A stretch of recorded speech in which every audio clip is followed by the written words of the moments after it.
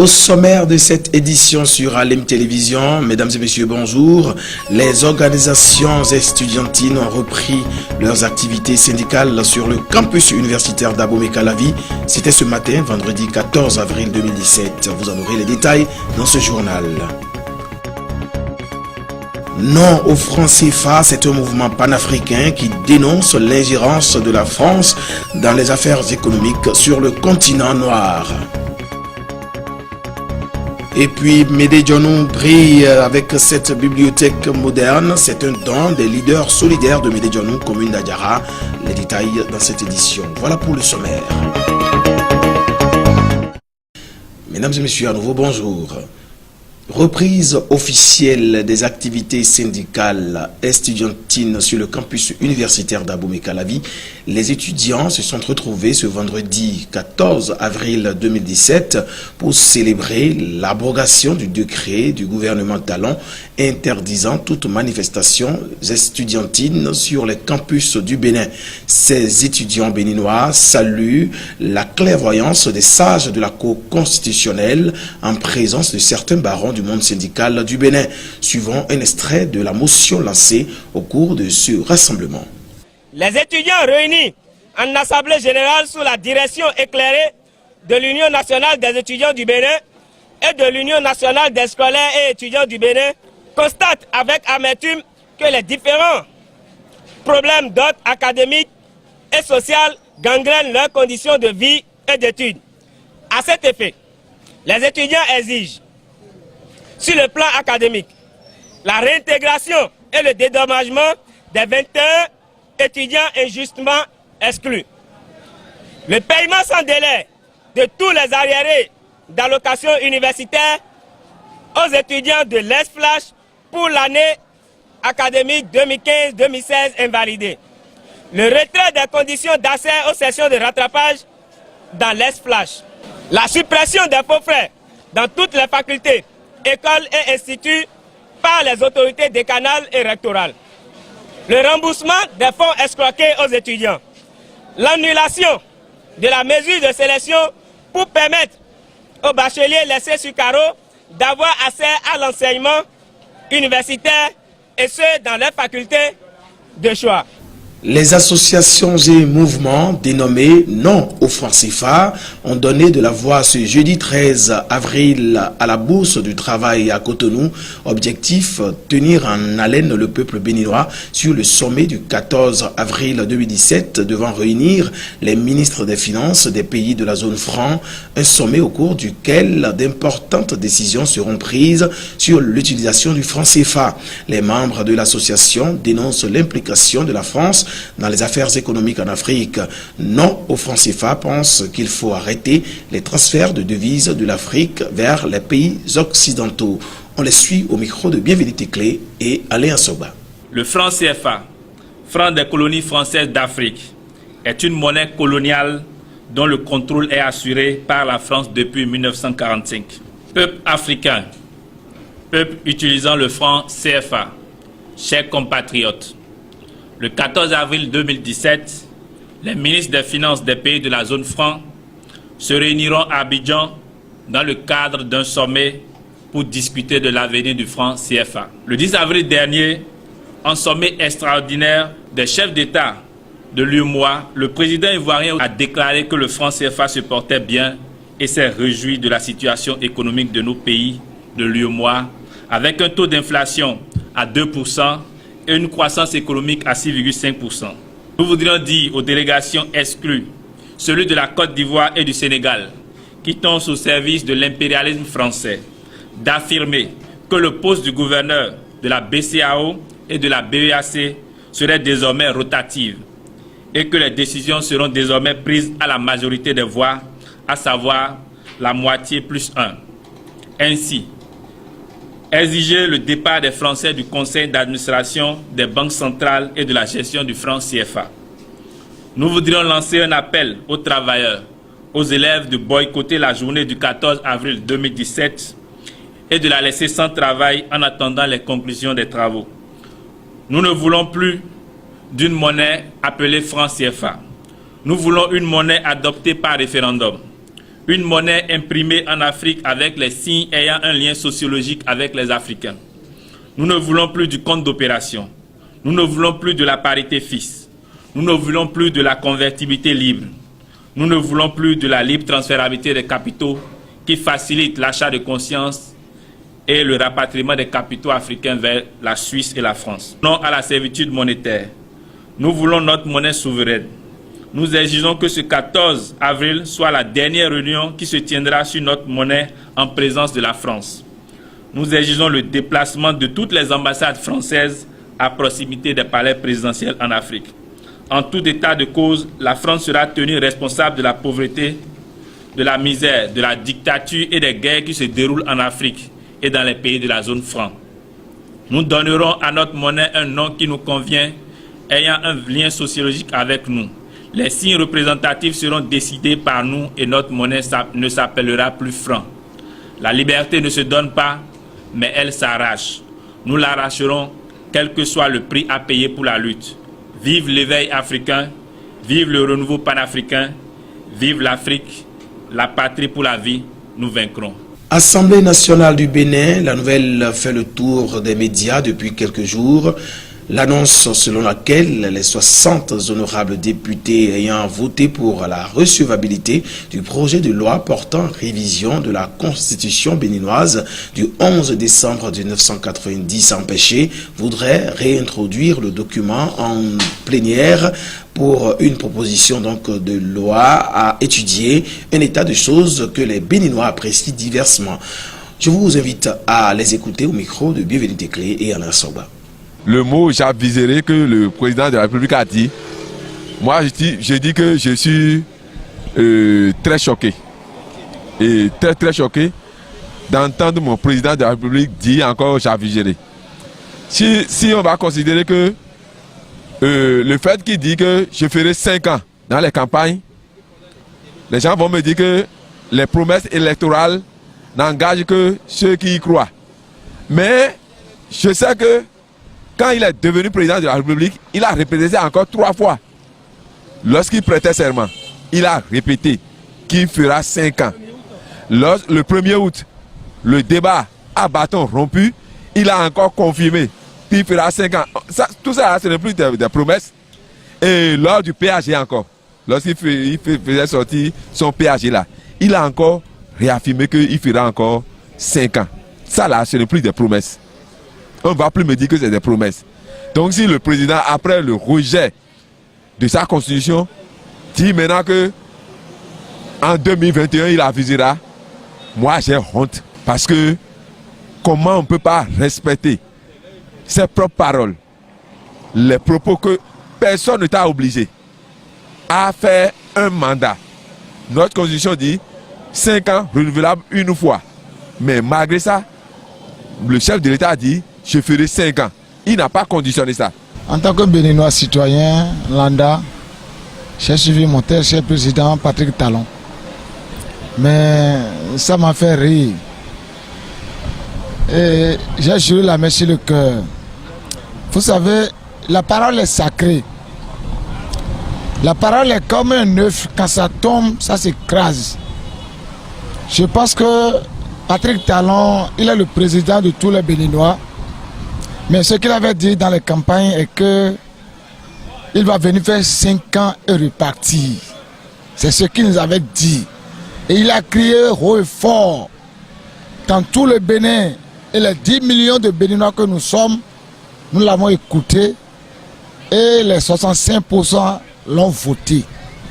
Il est venu, il a commencé par travailler. Et il a commencé par déguerpir. C'est là qu'il a commencé par échouer. Il a cassé, il a fait des casses. Mais il ne s'en rend pas compte que ce qu'il est en train de faire est en train de rentrer dans la boue. Mais on criait, on l'appelait, on l'interpellait, on dit monsieur le président, allez mollo mollo. Mais il ne voulait pas. Voilà, il a envoyé son projet de société, son projet de la révision de la Constitution à l'Assemblée. Ça a été rejeté. 22 contre, 60 pour une abstention. C'est un signal fort. Le président est revenu encore à la charge. Il faut être béninois lambda. Béninois qui est né Fon, qui est né Bariba, qui est né Yoruba et qui est né Dendi, qui est né Mina, pour savoir ce que le président est en train de dire. Ça veut dire que le président est en train de se préparer encore pour revenir en 2021. La commune d'Adjara dispose désormais d'une bibliothèque moderne. L'édifice est un don de l'association des leaders solidaires de la localité qui s'est assigné pour mission d'œuvrer dans le domaine éducatif et asseoir le développement dans les milieux communautaires. Cette bibliothèque, une première implantée à Médédianou, a été officiellement lancée le 7 avril dernier. Voici le reportage. À Médédianou, dans la commune d'Adjara, se sont réunis ce vendredi 7 avril 2017 les membres de l'association des leaders solidaires LSM de la localité. Objectif, promouvoir l'éducation des enfants et booster l'intellect de la jeunesse à travers les livres. Sages, autorité communale, locale, en plus d'une autorité surprise, à savoir Oswald Omeki, ministre des Sports, ont constaté de visu l'ingéniosité de ces jeunes leaders de Médédianou. Aujourd'hui, c'est le démarrage de nos activités 2017 par l'inauguration de la bibliothèque solidaire où nous sommes actuellement. Nous sommes contents parce que le bâtiment est là, les livres sont là, les meubles sont là, le bâtiment est fonctionnel, les écoliers, les élèves, les étudiants, les parents de l'arrondissement peuvent aujourd'hui fréquenter la bibliothèque. On ne déchire pas les livres, qu'ils viennent renforcer aussi la bibliothèque. Je suis sûr que dans les maisons, il y a encore des livres. Dans les maisons, il y a des tables. Donc, il y a encore du travail. Nous appelons à leur soutien financier, en nature, et surtout qu'ils fréquentent la librairie. Le seul encouragement qu'ils peuvent nous donner, c'est de fréquenter la librairie. On veut voir nos frères écoliers, étudiants, les parents même, venir lire. La coupure de ce ruban marque la réception officielle de ce joyau dont le coût global de réalisation est estimé à plus de 20 millions de francs CFA. Le ministre Omeki, hôte du jour, s'en réjouit. Vous savez que ce projet, quand il a commencé, beaucoup de gens n'y croyaient pas. Moi, j'ai décidé d'accompagner cela parce que je crois vraiment à l'avenir de notre pays. Je suis jeune, je crois à la jeunesse de mon pays. Et j'ai voulu rejoindre l'effort des dérivats, des écrivains Yann Collins, de tous les leaders solidaires de Médédianou. Et vraiment, je suis heureux qu'aujourd'hui on en soit là. Félicitations à tout le monde et surtout, le meilleur reste à venir. Beaucoup de courage à tous nos enfants. Il y a des jeunes qui sortiront d'ici demain et on sera tous fiers d'avoir contribué. Le ministre de la Jeunesse, en tant qu'individu, en tant que citoyen, a déjà apporté ce qu'il peut. Le ministère fera ce qu'il pourra, le gouvernement fera ce qu'il devra faire et on verra par la suite. Ce que je fais, c'est un geste du cœur. Je ne suis pas ici en tant que ministre, je suis là en tant que fils du Bénin, en tant que citoyen, acteur de développement, c'est le plus important. La gestion et l'animation de la bibliothèque solidaire de Médédianou est bien planifiée en amont. Nous avons déjà recruté pour la bibliothèque une bibliothécaire qui sera permanente ici. Dans les semaines qui vont suivre, nous sommes en train de penser à recruter 2 jeunes. Un principalement qui va s'occuper de la sécurité des lieux, surtout la nuit, parce que vous n'êtes pas sans savoir que ce qui est à l'intérieur est lourd.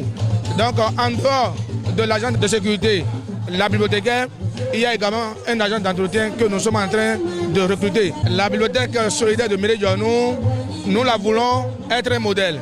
Un modèle maintenant que nous allons demander quand même au gouvernement de dupliquer dans tous les 546 arrondissements du territoire national du Bénin. La bibliothèque est née, le statut est là et il nous faut aujourd'hui l'animer. Vous ne pourrez pas demander aux enfants de venir seulement s'asseoir et lire.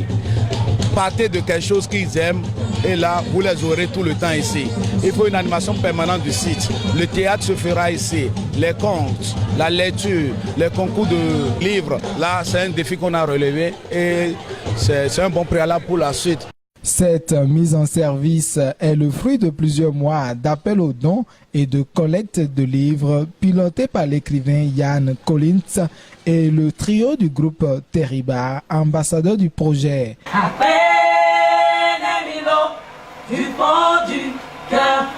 Un mot d'art pour boucler cette édition. C'est un art qui intéresse à plus d'un titre lorsqu'il s'exécute devant un public.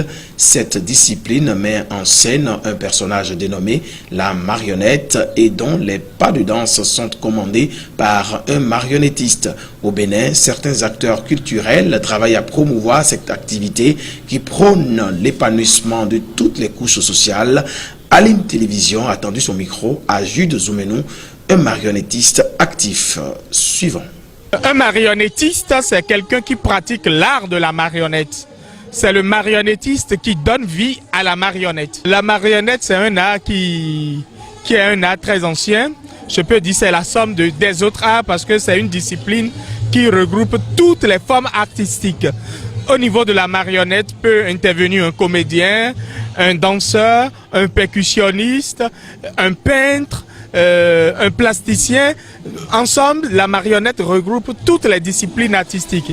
Et la marionnette, c'est une figurine articulée ou non, et que le marionnettiste utilise pour créer son spectacle, pour donner vie à un personnage. Je peux vous dire que jusqu'en 2010, la marionnette n'existait pas au Bénin. Du coup, c'est un art qui n'est pas très connu au Bénin. C'est avec le travail que nous sommes en train de faire depuis 2010 que la marionnette a commencé par prendre vie dans notre pays au Bénin. Du coup, elle n'a pas encore une place assez importante dans le dispositif du ministère de la Culture.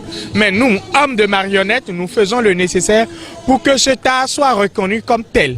Le 21 dernier, nous avons célébré au Bénin la journée internationale de la marionnette. Ça fait la deuxième fois qu'on le célèbre au Bénin. Mais par le passé, ça n'a été jamais célébré. Mais partout dans le monde, cette année, on célèbre la 14e édition. Donc vous voyez un peu que c'est un art qui est en train de prendre sa place au Bénin et elle est appréciée. Aujourd'hui, la demande est plus que l'offre. Parce qu'au Bénin aujourd'hui, quand nous on commençait, il n'y avait pas de marionnettistes. Mais quand, à la date d'aujourd'hui, on a pu susciter la vocation, c'est une vingtaine de personnes qui pratiquent à plein temps cet art. Du coup, partout où nous passons, il y a un monde fou qui sort sans communication. Dès qu'une marionnette sort ici maintenant, il y a un monde fou. Pour être marionnettiste, il faut avoir la volonté de pratiquer cet art et il y a des spécialistes qui peuvent vous donner la formation nécessaire pour que vous deveniez marionnettiste. Mesdames et messieurs, c'est la fin de cette édition, mais avant de partir, voici le rappel des principaux titres. Les organisations estudiantines ont repris leurs activités syndicales sur le campus universitaire d'Abomey-Calavi. C'était ce matin, vendredi 14 avril 2017. Vous en avez eu les précisions dans cette édition. Non au franc CFA, c'est un mouvement panafricain qui dénonce l'ingérence de la France dans les affaires économiques sur le continent noir. Médédianou a brillé le 7 avril dernier avec donc la bibliothèque moderne qui est implantée dans cette localité. C'est un don des leaders solidaires de cette commune d'Adjara. Vous avez eu les explications au micro de Bienvenue Clé Alliance Soba. Merci de nous avoir suivis. À très bientôt pour un autre rendez-vous d'information sur Alim Télévision. D'ici à là, portez-vous bien. À très bientôt.